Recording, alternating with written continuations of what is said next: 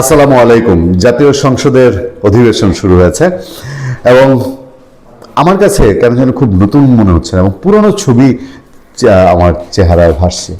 Last এই 2014 parliament, 18 parliament, 24 parliament, যেমন দেখলাম না যে আওয়ামী লীগের শত শত এমপি, 200 এমপি আওয়ামী লীগের, প্রায় সব পার্লামেন্টে আওয়ামী লীগের 200 লোকজন। তা একটাই তো একেবারে রীতিমতন 300 নিয়ে বসেছিল, যেটা 18তে বিএনপিকে 6টা দয়া করে দিচ্ছিল। তো সেই আওয়ামী লীগের সয়লাভ, আর ওই এক কোনায় কিছু জাতীয় পার্টি আছে। এবার তাই মনে হচ্ছে সংখ্যায় 77 বলছেন, তো 2008-এও তো ওই এক কোনায় বিএনপিরও 50-60 জন ছিল, জাতীয় পার্টিরও 30-40 প্রায় 30-32 জন ছিল। তো একই রকম না, সেট আপটা একই রকম মনে হচ্ছে যে আওয়ামী লীগ জাতীয় পার্টি পার্লামেন্ট চালাতো, এখন বিএনপি জামাতে ইসলামী পার্লামেন্ট চালাচ্ছে। জাতীয় পার্টি মাঝে মধ্যে কিছু নাটক করতো, এই মানি না সেই মানি না, এটার ওয়াক আউট সেটার ওয়াক আউট। 8-এর সংসদে বিএনপি রেগুলার ওয়াক আউট করতো, রাষ্ট্রপতির ভাষণ বর্জন, এইটা হবে না ওইটা হবে না, সংসদ স্পিকার নিরপেক্ষ না, নানান রকম কাণ্ড কারখানা হতো। এবার সেই রোলটা আমরা যদি জামাতে ইসলামীর উপরে চাপাইয়া দিই, আপনি বাংলাদেশের নিউজ পোর্টালগুলোতে হাত দিবেন, যে কোনো নিউজ পোর্টাল খুলবেন, খবরের খবর সয়লাভ যে যেমন ধরেন বেগম খালেদা জিয়া, মতিয়া চৌধুরী সহ 31 জনকে স্মরণে সংসদের শোক প্রস্তাব, মানে খুললে পরেই আপনার সব সংসদ রিলেটেড নিউজ।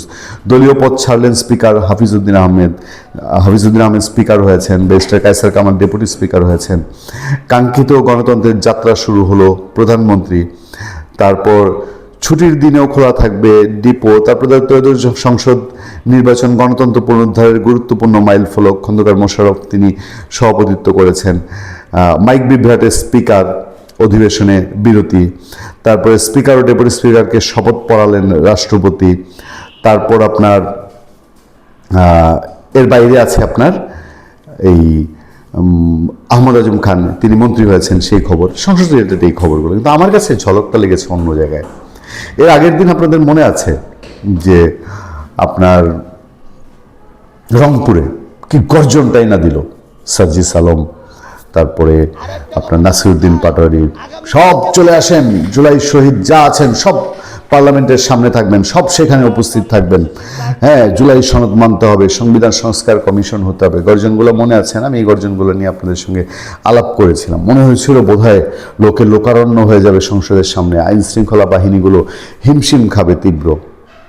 একটা ভিডিও দেখেন এনসিপির, আমরা চলেন গুনি কতজন আছে, 1 2 3 4 5 6 7 8 9 10, এই তো 8-10 জন। কোনো সোশ্যাল মিডিয়া ব্লগে বলছে যে 7 জন নিয়ে সংসদ ঘেরাও করতে গেছে এনসিপি। হ্যাঁ, এনসিপির যত লোক আছে তার চেয়ে আইন শৃঙ্খলা বাহিনী মানে পুলিশের সংখ্যা দেখেন, পুলিশের সংখ্যা কত বেশি। আচ্ছা, আজকে যদি ইউনূস সাহেব থাকতো, আপনাদের মনে আছে ওই যে জুলাই সনদ ঘোষণার দিন কি তুল কালামটা করেছিল? লোকের অভাব হয় না এখন, কারণ সরকার টাকা দেয়, ইউনূস টাকা দেয়, সেই টাকা দিয়ে ভাড়াটে যত মাস্তান গুন্ডা বকাটে টোকাই সব ধরে নিয়ে আসছে।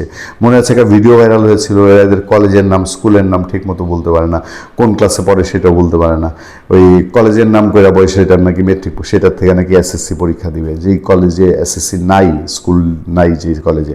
তো এইরকম লোকজন ভিড় করেছিল। আজকে বোধহয় বিএনপি অন্তত যাই হোক না হোক, এদের সাথে ভাগ বাটোয়ারা আন্ডারস্ট্যান্ডিং যেই হোক, এদের তো আর লোকবল প্রশাসন সমর্থন দিয়ে এই সংসদ ভবনের সামনে নাটক করতে দিবে না যে যাও তোমরা এবার এই যে ঠান্ডা পানি দিলাম, বিরিয়ানির প্যাকেট দিলাম, তোমরা যমুনার সামনে কতক্ষণ চিল্লাও, তোমাদের দাবি মেনে নিব। এই দিন তো গত হয়ে গেছে, তাই না? আমি অনেক আগেই আপনাদেরকে বলেছি যে ইউনূস যাওয়ার পরে এই যে হাতে গোনা না বিশাল কর্মসূচি, সংসদ ঘেরাও করে ফেলবে, এর চেয়ে বড় কর্মসূচি হয় নাকি বাংলাদেশে এই সময়? এখন তো সরকার পতনের আন্দোলন না, তো এই সময় তো এটা সাংঘাতিক বড় একটা কর্মসূচি। সেই কর্মসূচিতে হাতে গোনা 7 জন এনসিপি, রাষ্ট্রপতির অভিশংসন সহ 3 দফা দাবিতে সংসদের সামনে এনসিপির অবস্থান। চলেন আবার আমি এই ছবিটায় গুনি। ফ্রেমটা খুব টাইট করে ধরেছে ক্যামেরাম্যান, মানে এর বাইরে ফ্রেমটা গেলে ফাঁকা হয়ে যাবে, আর লোক নাই। 1 2 3 4 5, একটা শিশু আছে, 6 7 8 9, এক কল্লা পেছনে দেখা যায়, 10 11 12 13 14 15 16 17 18, লিফলেট দিয়ে একজন মহিলা বোরকা পরা, 19 20 21 জন। আমি নিশ্চিত যে 21 জনের বাইরে আর লোকজন এখানে নাই। ত্রয়োদশ জাতীয় সংসদ প্রথম অধিবেশনের দিনই জাতীয় নাগরিক পার্টির নেতা কর্মী রাষ্ট্রপতির অভিশংসন ও সব সংসদ সদস্যের সংবিধান সংস্কার পরিষদের শপথ গ্রহণ সহ 3 দাবিতে জাতীয় সংসদ ভবনের সামনে অবস্থান নিয়ে বিক্ষোভ করেছে। এ সময় তারা নানা স্লোগান দেন। এতে নেতৃত্ব দিয়েছেন দলের মুখপাত্র আসিফ মাহমুদ সজীব ভূঁইয়া। আরও উপস্থিত ছিলেন এনসিপির যুগ্ম আহ্বায়ক সারোয়ার তুষার ও মনিরা শারমিন। ওই কয়জনই যে কয়জন এমপি ইলেকশন করে ফেল করছে আর কি। আসিফ মাহমুদ এমপি ইলেকশন করতে গিয়া তার ভাগে আসন পড়ে নাই। তো ত্রয়োদশ জাতীয় সংসদ অধিবেশনের বৃহস্পতিবার সকালে মানিক মিয়া অ্যাভিনিউর সংসদ ভবন প্রবেশ পথে 3 দফা দাবি সংবলিত ব্যানার, ফেস্টুন ও প্লেকার্ড নিয়ে অবস্থান নেন। এনসিপির 3 দাবি: সংবিধান সংস্কার পরিষদের শপথ নিয়ে গণভোট অনুযায়ী সংস্কার বাস্তবায়ন করা, রাষ্ট্রপতিকে অভিশংসন ও জুলাই গণহত্যার বিচার নিশ্চিত করতে হবে।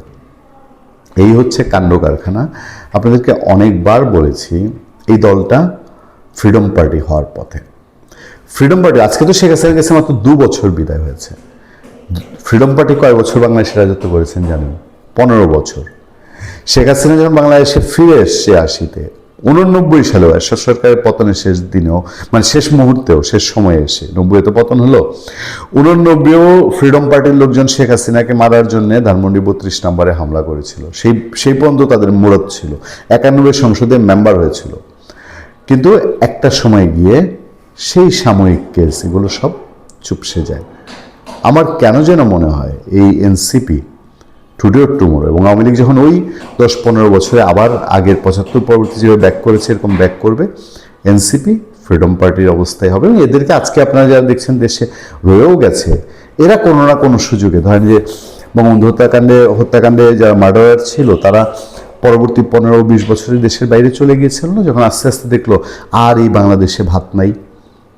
কেউ কেউ সংসদ সদস্য হয়েছে। মেজর জেনারেল সাহেব একজন, তো উনি পরে মেজর জেনারেল হয়ে তিনি মালয়েশিয়া বাংলাদেশের রাষ্ট্রদূত ছিলেন বিএনপি সরকারের সময়।